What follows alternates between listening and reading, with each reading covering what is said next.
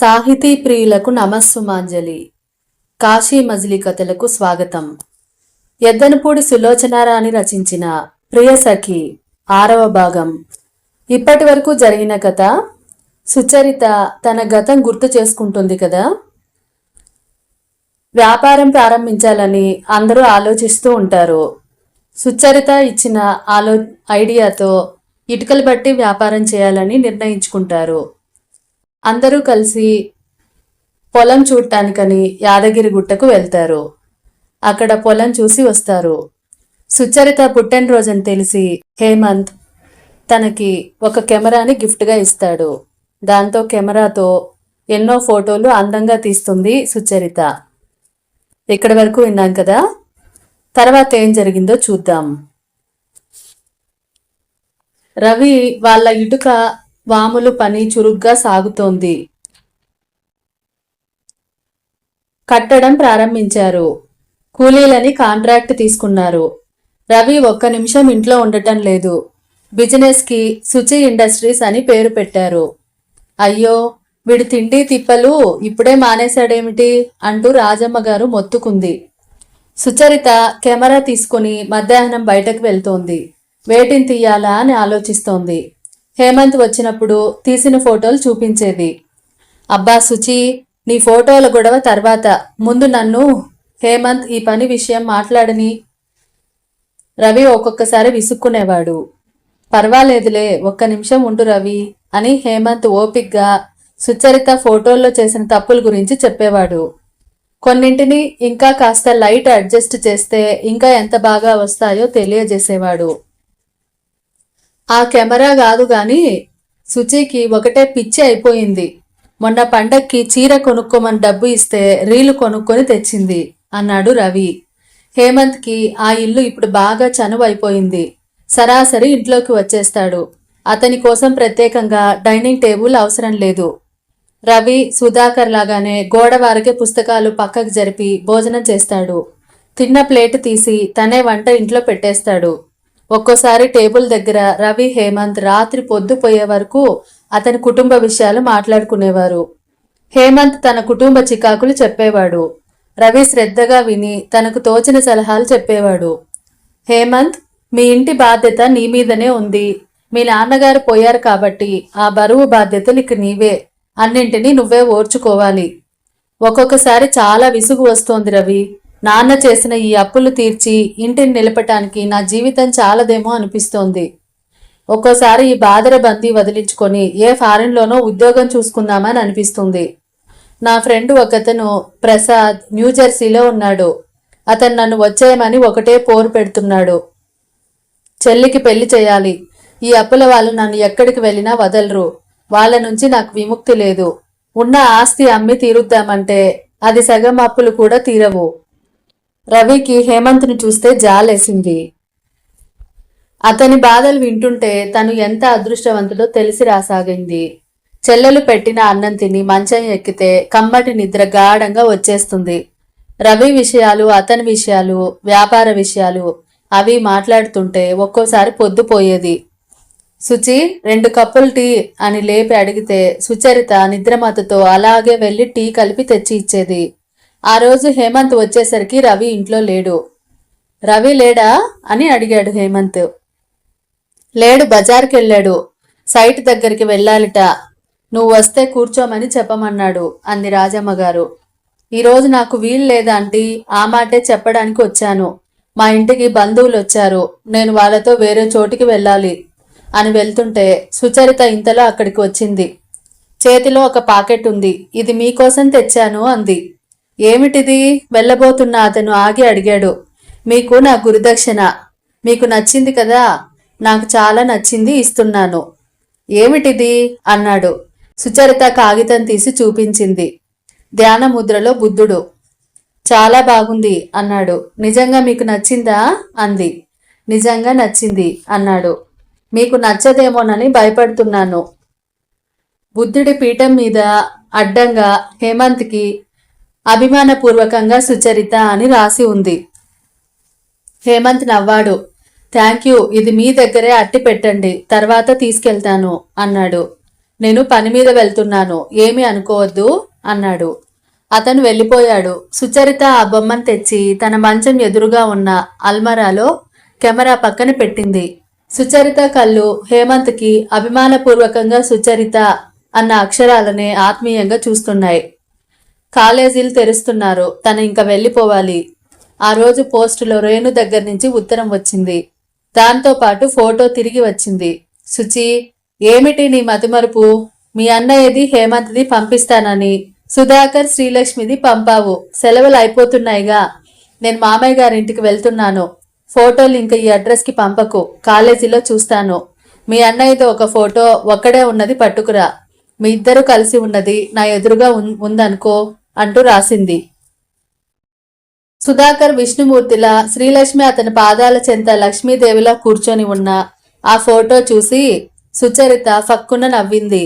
సుచరితకి ఈ మధ్య ఎందుకో మనసు అత్యంత ఉల్లాసంగా ఉంటోంది. అత్తయ్య సనుగుడి మీద విసుగు రావడం లేదు. సుధాకర్ గ్లాసు కింద వదిలేసినా ఓపిగ్గా తీస్తోంది. రవి వచ్చాడు. అతని చేతిలో స్టాంపు మీద టైప్ చేసిన కాగితాలు ఉన్నాయి. సుచి, ఈ కాగితాల మీద సంతకం పెట్టమ్మా అన్నాడు. సుచరిత పెన్ను తీసుకుంది. సంతకం పెట్టబోతుంటే రవి చేయి పట్టి ఆపు చేస్తూ అన్నాడు. సుచి, ఆ కాగితాలేమిటో తెలుసా? ఏవో ముఖ్యమైనవే అయి ఉంటాయి అంది స్టాంపుని చూస్తూ. ఈ వ్యాపారం కోసం మన ఈ ఇల్లుని షేడ్ దగ్గర తాకట్టు పెట్టి డబ్బు అప్పు తెస్తున్నాను. సుచరిత అప్పటికే సంతకం పెడుతూ, నాకెందుకు చెబుతావన్నయ్యా అంది. లేదమ్మా, ఈ ఇల్లు మన ఇద్దరి పేరు మీద ఉంది కదా, అత్తయ్య అలా రిజిస్టర్ చేసింది. నువ్వు కాదంటే ఇది కుదరదు. సంతకం ఎక్కడ పెట్టను? నేను చెప్పింది విన్నావా? నీకు తెలియకుండా చేయడం నాకు ఇష్టం లేదు. నువ్వు ముందు ఆ కాగితాలు చదువు. సంతకం ఎక్కడ పెట్టాలో చెప్పన్నయ్యా. రవి సంతకం పెట్టాల్సిన చోటు చూపిస్తూ, నేను ఈ వ్యాపారం గురించి చేసే ప్రతి చిన్న అప్పు నీకు తెలియకుండా చెయ్యను. అత్తయ్యకి నీకిచ్చిన నగలు కూడా అమ్మేస్తున్నాను. నీకెప్పుడో చెప్పాను ఆ నగలు నేను పెట్టుకోనని అంది సుచరిత సంతకం చేస్తూ. ఇల్లు తాకట్టు పెట్టిన విషయం గొడవ చేస్తుందేమోనని అత్తయ్యకి చెప్పడం లేదు సుచి. నీ పెళ్లి ఉందని అత్తయ్య భయం. నా పెళ్లి గురించి ఇప్పుడేం తొందర లేదులే అన్నయ్య, నువ్వు నీ ఇష్టం వచ్చినట్టు చెయ్యి అంది. రవి భోజనం అయింది. అతని లెక్కలేవో రాసుకుంటున్నాడు. రాజమ్మ గారికి సుచరిత సగ్గుబియ్యం జావా తాగించింది. ఆవిడ సుచరిత చేయి పట్టుకుంది. నువ్వు ఊరు వెళ్ళేది ఎప్పుడే అమ్మా అంది. వచ్చే గురువారం అత్తయ్య. కాసేపు నా దగ్గర కూర్చోవే అమ్మా. నువ్వు వెళ్తే మళ్ళా ఎప్పుడు వస్తావో ఏమిటో. మీ అన్నయ్యకి నీ పెళ్లి తొందరే లేదు. ఇప్పుడు ఈ వ్యాపారంలో పడ్డాడు. ఇక మాటే వినిపించుకోడు. రవి, ఎప్పుడు చేస్తావురా దీని పెళ్లి? సంబంధాలు దొరకద్దా అత్తయ్య? మన ఇంట్లో కూర్చుంటే మన దగ్గరికి వస్తాయా ఏమిటి? కాస్త కాళ్ళతో నడిచి కళ్ళు పెట్టుకొని చూడాలి. ఆ రోజు నడుస్తూనే ఉన్నాను, చూస్తూనే ఉన్నాను. ఏం చూస్తున్నావురా? ఎదురుగా ఉన్న మనుషులు కూడా నీకు కనిపించరాయే. మన హేమంత్ లేడు? ఎంత బుద్ధిమంతుడు, ఎంత స్నేహంగా ఉంటున్నాడు. వాళ్ళిద్దరిని రోజు చూస్తున్నావు. ఒక్కసారైనా నీకు ఆలోచన వచ్చిందా? హేమంత్ని మన సుచరితను చేసుకోమని అడగరాదు? అత్తయ్య, అప్పటికే రాసుకుంటున్న రవి ఫైల్ గిరాటు కొట్టినట్టు వదిలేసి రైనా వచ్చాడు. నీకు అసలు బుద్ధి ఉందా? పెద్దతనంలో మతి పూర్తిగా పోయింది. ఎవరిని పడితే అలా వారిని అడగవచ్చునా? ఈ మాట ఇంకోసారి అన్నావంటేనా అంటూ అరిచాడు. ఏరా, కొడతావా ఏమిటి? బుద్ధి నీకు లేదురా. వయసొచ్చిన ఆడపిల్లని ఇంట్లో పెట్టుకొని హాయిగా నిద్రపోతున్నావు. ఈ దిగులతో నేను 6 నెలల ముందే చస్తాను. ఎదురుగా పిల్లాడు కనిపించాడు కాబట్టి అన్నాను. అది తప్పేనా? అత్తయ్య ఊరుకో, వారించింది సుచరిత. ఇప్పుడు నేనేం అంత తప్పు మాట అన్నానమ్మా? తప్పున్నారా? ఇలా వాగావని తెలిస్తే హేమంత్ మన ఇంటి ఛాయలకు కూడా రాడు తెలుసా? రాకపోని బుద్ధి తక్కువ మాటలు ఎప్పుడు అనకే. ఆశకి అంతు ఉండాలి. అన్నయ్య ఊరుకో. సుచరిత అతన్ని అవతలికి తోసింది. తప్పేముందిరా? ఈడు జోడు బావుంది. వయసు సరితూగే పిల్లలు. నువ్వు అడిగితే తప్పేమిటి? కాదంటే పోని. నువ్వు ఊరుకో అత్తయ్య, సుచరిత కసిరింది. నేనిప్పుడేమన్నానే అమ్మా? నేను కాస్త హరిమన్నానంటే వీడు అసలు నీ పెళ్లి చేస్తాడా అని భయంగా ఉంది. నాకు లేని భయం నీకెందుకత్తయ్యా అంది సుచరిత. ఆహా, ఆవిడ గారికే బాధ్యత అంతా, ఇక్కడ ఇంకెవ్వరికీ లేదు రవి కోపంగా అన్నాడు. అన్నయ్య, నువ్వైనా ఊరుకో. సుచరిత అతన్ని శాంతపరచాలని చూసింది. కొన్ని మాటలు ఊరుకోనియవమ్మా, జవాబు చెప్పాలనిపిస్తుంది. కోపం తెలియని వాళ్ళకు కూడా కోపం తెప్పిస్తాయి. ఏమిటి ఈవిడ నస? రాజమ్మ గారు అరిచింది. ఊరికే నా మీద అరుస్తావు గాని నీకేమైనా పౌరుషం ఉంటే దానికి వెంటనే సంబంధాలు వెతికి పెళ్లి చెయ్యి. నీకు చేత కాదు అంటే చెప్పు, రేపు నేనే హేమంత్ని అడిగేస్తాను. ఆ మాట ఇంకోసారి అన్నావంటేనా? రవి గుప్పెట్లు బిగించి రయ్యిన వచ్చాడు. అబ్బా అన్నయ్య, ఊరుకో. మీ ఇద్దరు కలిసి నాకు పిచ్చెక్కిస్తున్నారు. నేను వెళ్ళిపోతాను. ఈ 2 రోజులు నన్ను హాయిగా ఉండనియండి అంటూ సుచరిత ముందు గదిలోకి వచ్చి లైటు వేసింది. వెంటనే నిశ్చేష్టురాలు అయింది. అక్కడ ఎప్పుడు వచ్చాడో హేమంత్ నిలబడి ఉన్నాడు. అతన్ని చూడగానే సుచరిత పైప్రాణం ఎగిరిపోయినట్టే అయింది. అతని కవలికలు తమ సంభాషణ విన్నాడని తెలుస్తోంది. లోపల నుంచి రాజమ్మ గారు ఇంకా అరుస్తూనే ఉంది. హేమంత్ని నేను అడిగేది ఖాయం, ఇందులో తప్పేముంది? నాయనా, నీకు డబ్బు ఉండొచ్చు, మీది పెద్ద కుటుంబం కావచ్చు, మా పిల్ల బుద్ధిమంతురాలు, నువ్వు మా సుచరితను చేసుకుంటే సుఖపడతావు. అత్తయ్యా! అప్పటికే లజ్జాభారంతో ముఖం కందిపోయి సుచరిత అరిచింది. నన్ను మాట్లాడకుండా పడుకో అంటావు అంతేనా? అంది ఆవిడ అరుస్తూ. అంతే అన్నాడు రవి. హేమంత్ చాలా తగ్గు స్వరంతో అన్నాడు. సారీ, మీరేదో మాట్లాడుతున్నారు. నేను రవికి ఈ డబ్బు ఇచ్చి వెళ్ళటానికి వచ్చాను. వెళ్తున్నాను. అతని జేబులో నుంచి కవర్ తీసి అక్కడ టేబుల్ మీద పెట్టేశాడు. మా అత్తయ్యకి సుస్థితో మతిపోయింది. మీరు ఆ మాటలు పట్టించుకోవద్దు. అన్నయ్య ఉన్నాడు, వస్తాడు అంది. ఎవరమ్మా వచ్చింది? అప్పటికే రవి కేక పెట్టాడు. సుచరిత లోపలికి వచ్చేసింది. రవి ముందు గదిలోకి వెళ్ళాడు. అతన్ని చూడగానే హేమంత్, నువ్వా? ఎప్పుడు వచ్చావు అన్నాడు కంగారుగా. ఇప్పుడే, ఇదిగో డబ్బు అందించాడు. ఇప్పుడే వచ్చావా? రవి తేలిగ్గా ఊపిరి తీసుకున్నాడు. 10 నిమిషాల తర్వాత హేమంత్ వెళ్ళిన తర్వాత రవి డబ్బు తెచ్చి లోపల బీరువా తెరిచి పెడుతూ, కాస్త ముందు వస్తే హేమంత్ మన అరుపులు విని ఈ చుట్టుపక్కల లేకుండా పారిపోయి ఉండేవాడు. మళ్ళీ మన గుమ్మం ఎక్కకపోయినా నేను ఆశ్చర్యపడేవాడిని కాదు అన్నాడు. సుచరితకి, అన్నయ్య, హేమంత్ మన మాటలు విన్నాడు అని చెబుదామని నాలుక చివరి వరకు వచ్చింది. పెదాలు తెరిచి మళ్ళీ ఆ మాటలు మింగేసింది. అన్నయ్య, అత్తయ్య మాటలు పట్టించుకోకు అంది సుచరిత. సుచి, నువ్వు నన్ను వేరుగా అర్థం చేసుకోకమ్మా. నువ్వు అరగకపోతే అత్తయ్యని నేనే బుద్ధి లేదా అని తిట్టేదాన్ని. అతను నీకు స్నేహితుడు. అతన్ని మేం గౌరవించాలి. అంతవరకే మా పరిచయం. అది నాకు తెలుసన్నయ్యా. రవి సంబరంగా, నా బంగారు తల్లి అన్నాడు. ఎవరికి చెల్లెలు? నా చెల్లెలు అన్నాడు రవి గర్వంగా. అది గుర్తుంచుకో చాలు, అనవసరంగా ఆవేశపడుకు అంది. పడను ఇక. రవి నిశ్చింతగా మళ్ళా లెక్కలను చూసుకోవడంలో మునిగిపోయాడు. సుచరిత మంచం మీద పడుకుంది. నిద్ర రావటం లేదు. కళ్ళు తెరిచి పైకప్పు కేసి చూస్తోంది. హేమంత్కి తను ఎప్పుడైనా సమయం దొరికితే అత్తయ్య మాటలు అపార్థం చేసుకోవద్దని చెప్పాలి. తను ఊరు వెళ్ళిపోతుంది. మళ్ళా చదువు, కాలేజీ, ఫ్రెండ్స్, అదే లోకం. ఆ లోకంలో ఎంత మునిగిపోయినా ఈ ఇల్లు, అత్తయ్య, అన్నయ్య ఎప్పుడు జ్ఞాపకం ఉంటారు. తను వెళ్ళిపోతే అన్నయ్య మళ్ళా సగం రోజులు పస్తులే. సుచరిత నిట్టూర్చింది. ముందు తన సంగతేమో గాని అన్నయ్య పెళ్లి జరిగేలా చూడాలి. సుచరితకి రేణు గుర్తుకు వచ్చింది. రేణు మాటలు, ఆ కవ్వింపు ఉత్తరాలు, అన్నయ్య అంటే ఇష్టం ఉన్నట్టే అనిపిస్తుంది. రవి, అన్నయ్య, రేణు, ఓహ్, ఇద్దరంటే తనకి ప్రాణమే. రేణు తనకి వదినిగా వస్తే చాలా బాగుంటుంది. ఆ ఇద్దరి నీడలో తన జీవితం ఎప్పుడూ ఇలాగే నవ్వుతూ త్రుళ్ళుతూ సాగిపోతుంది. తన వెంట ఏదైనా మాట రప్పించాలని రేణు చాలా ప్రయత్నిస్తోంది. మీ అన్నయ్యకి భార్యగా సరే, ముందు నీకు ఎలాంటి వదినగారు రావాలో చెప్పు అంటూ నిలదీసింది ఒకసారి. బాగుంది, చేసుకునేవాడు, భరించేవాడు వాడిష్టం. నాకు తెలుసులే, మీ అన్నయ్యకి ఎంత ఇష్టమైనా ఆ రాబోయే వ్యక్తి నా చెల్లెలతో ఎలాగుంటుందా అని ముందే సత్యశోధన చేస్తాడు. రేణు, నా విషయం నాకంటే నీకే బాగా తెలిసినట్టు ఉందే అంది నవ్వుతూ. అవును, నువ్వు మీ అన్నయ్య గురించి చెప్పి చెప్పి ఎప్పుడెప్పుడు చూస్తానా అని నాలో ఎంత కుతూహలం రేకెత్తించావు. తీరా అతన్ని చూస్తే నువ్వు చెప్పింది చాలా తక్కువ అనిపించింది. చాలా మంచివాడు, ముఖ్యంగా నిన్ను అంత ప్రాణంగా చూస్తుంటే నాకే ఈర్ష్య అనిపిస్తోందే. రేణు, రవి లాంటి అన్నయ్య దొరకడం అదృష్టం అంటాను. అందరూ అన్నయ్యలు అలా చూస్తారని అనుకోను. మా సుశీల అన్న సుబ్బు ఉన్నాడే, అతను సుశీలని ఎంత ఏడిపించుకుతుంటాడో తెలుసా? సుశీల్ అంటే పరమ ద్వేషం అనుకో. ఇద్దరు ఎప్పుడు కత్తులు నూరుతుంటారు. మా అన్నయ్య మంచివాడని అందరూ అంటారు. ఆ విషయం అందరికంటే ముందే నాకు ఇంకా తెలుసు అనేది తను.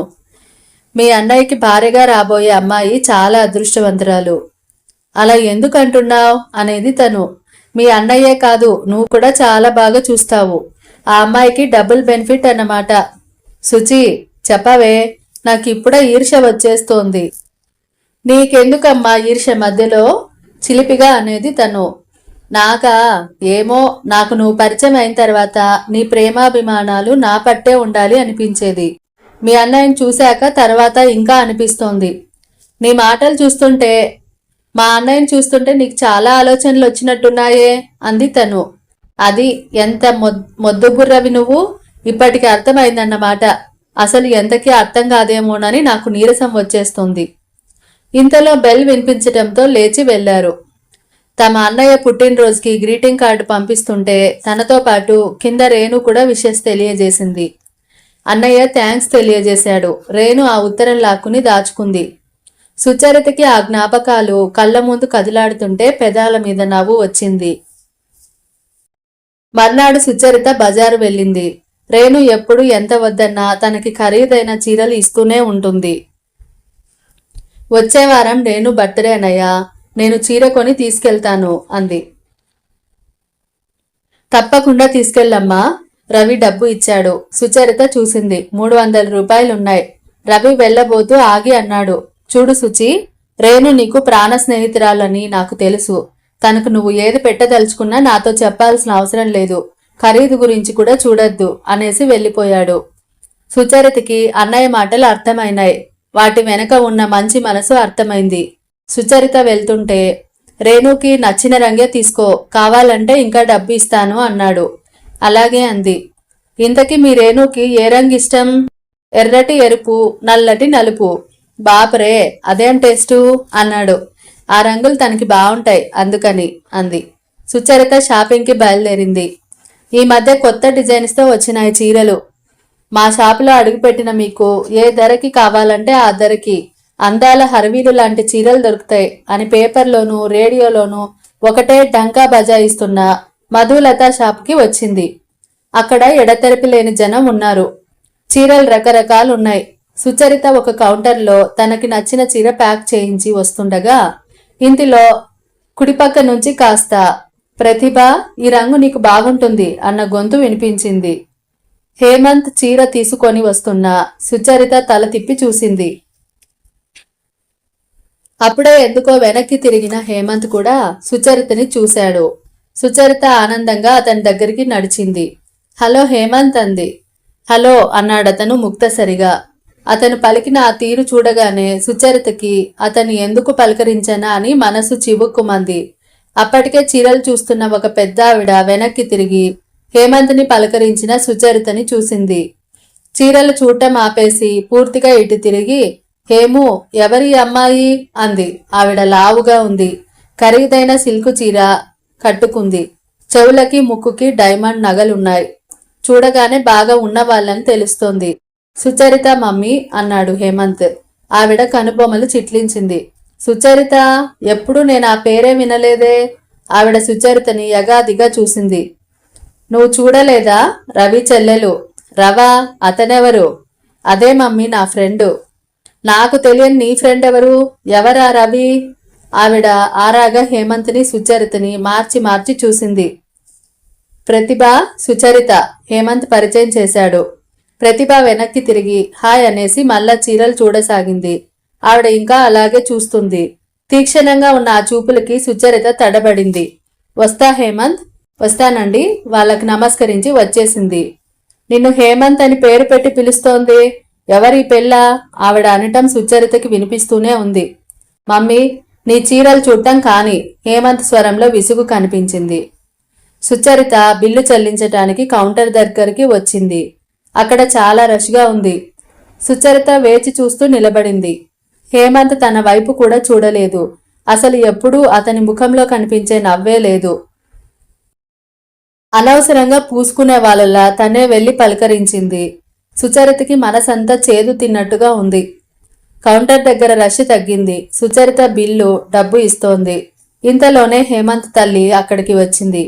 ఆవిడ చేతి నిండా 100 రూపాయల నోట్లు బొత్తి ఉంది. షాపు యజమాని సుచరితని మీరు కాస్త ఉండండి అని ఆవిడతో ఆ చెవి నుంచి ఈ చెవి వరకు నోరు సాగేలా నవ్వుతూ, నమస్కారం మేడం, ఈ మధ్య షాపుకి రావడం మానేశారు అన్నాడు. కిందటి నెలగా వచ్చి 14,000 బిల్లు చేసింది. ఆవిడ డబ్బు లెక్క కట్టి 6,000ఏనా, ఈసారి చాలా తక్కువ బిల్లు చేశారేమిటి మేడం అన్నాడు. వచ్చే నెల నా ఫ్రెండ్స్ అమెరికా నుంచి వస్తున్నారు. మీ దగ్గర కనీసం ఒక 20,000 బిల్లు చేయిస్తాను అంది. మీ దయ మేడం, మీలాంటి వారి చలవ వల్లనే మా షాపు నిలబడేది. అతను ఎంతో ఆర్భాటంగా చేతులు జోడించి కృతజ్ఞతలు తెలియజేశాడు. రామమ్మి బోరు కొడుతోంది, ప్రతిభ గారాలు పోతూ పిలిచింది. వస్తున్నా అంటూ ఆవిడ అక్కడ ఎదురైన సుచరితను చూడగానే ముఖం చిట్లించి యగాదిగా చూసి ఆమె కట్టుకున్న చీరని, ఒంటిమీద నగల్ని రెప్పపాటిలో లెక్క కట్టేసినట్టుగా చురుక్కున ఓ చూపు చూసి వెళ్ళిపోయింది. సుచరిత బిల్లు చెల్లించి చిల్లర తీసుకుని బయటకి వచ్చింది. ఆవిడ, ప్రతిభ కూడా అక్కడే నిలబడ్డారు. హేమంత్ దూరంగా పార్కు చేసి ఉంచిన కారును తీసుకుని వస్తున్నాడు. అతను సుచరితను చూశాడు. సుచరిత అతన్ని చూసింది. కారు షాపు ముందు ఆగగానే అతను డోర్ తెరిచాడు.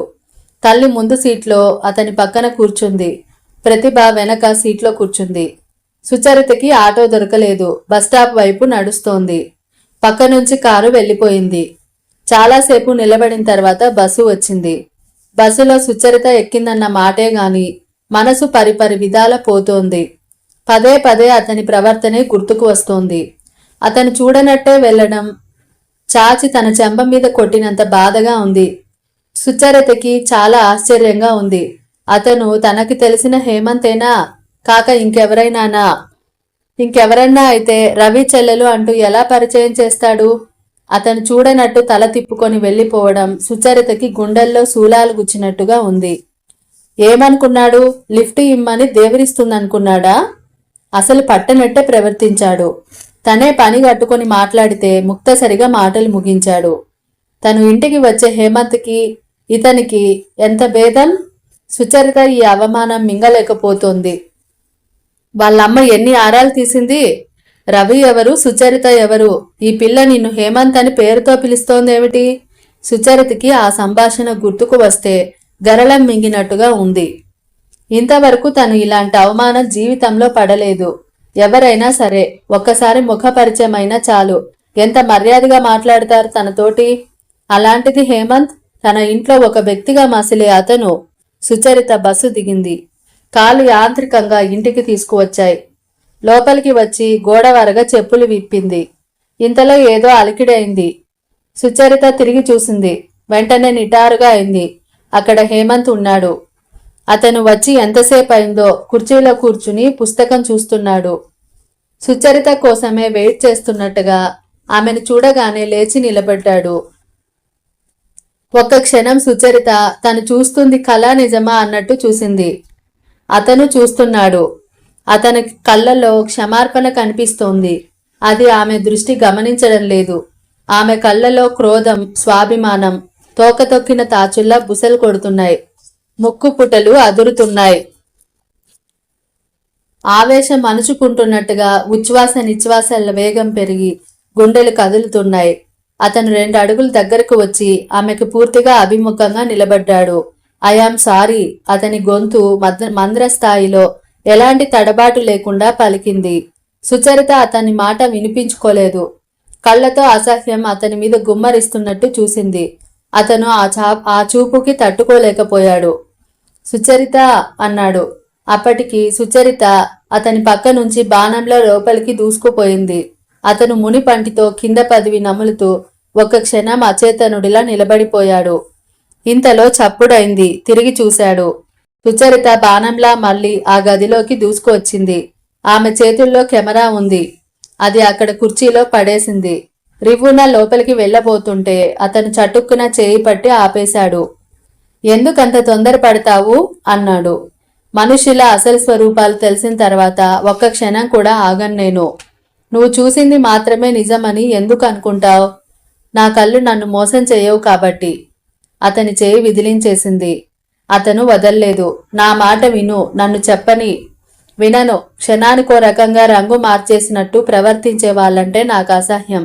సుచరిత అతని చేయి విదిలించేసుకుంది. లోపలికి వెళ్ళబోబోతుంటే గుమ్మంలో గిరుక్కున వెనక్కి తిరిగి ఆవేశంగా అంది. దయ ఉంచి ఈ ఇంటికి మళ్ళీ రావద్దు. నాకిష్టం లేని వాళ్ళని అన్నయ్య ఈ ఇంటి గడప కూడా ఎక్కనివ్వడు. వెళ్ళిపోండి. అతను నిశ్చేష్టుడైనట్టు చూశాడు. సుచరిత తన గదిలోకి వెళ్లి దబాల్లా తలుపులు మూసుకుంది.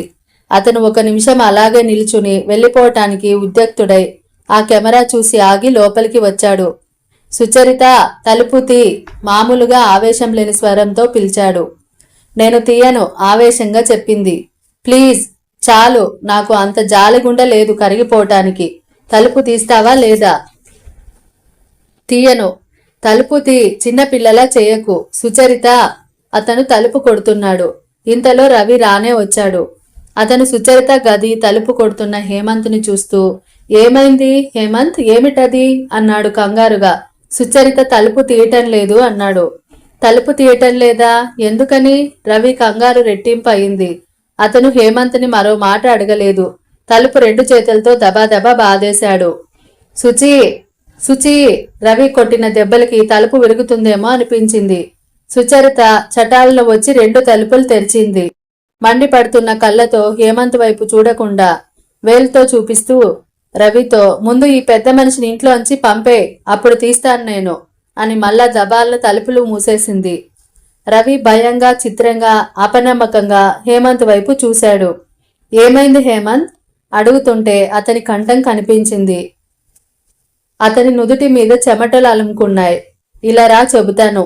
హేమంత్ చేయి పట్టి ముందు గదిలోకి తీసుకెళ్లాడు. రవికి జరిగిందంతా చెప్పాడు. రవి షర్టు గుండీలు వదులు చేసుకుని గాలి కోసం షర్టును వెనక్కి జరుపుకుని చెమట తుడుచుకుంటూ కుర్చీలో కూలబడుతూ, ఓస్ ఇంతేనా? ఓహ్, నేనింకా ఏమిటోనని హడలిపోయాను సుమా అన్నాడు. ఇది చిన్న విషయమా? ఇంకేమిటనుకున్నావు? రవి అతని వైపు చూశాడు. హేమంత్ రవితో, ఓహ్ రవి, నువ్వు మీ చెల్లెల కంటే నాకు ఇంకా పిచ్చెక్కిస్తున్నావు. వెధవ అనుమానాలు నువ్వును. అలాంటి ఊహలు వచ్చినందుకు నువ్వు సిగ్గుపడాలి. నేను ఇన్సల్టింగ్ గా ఫీల్ అవుతున్నాను అన్నాడు.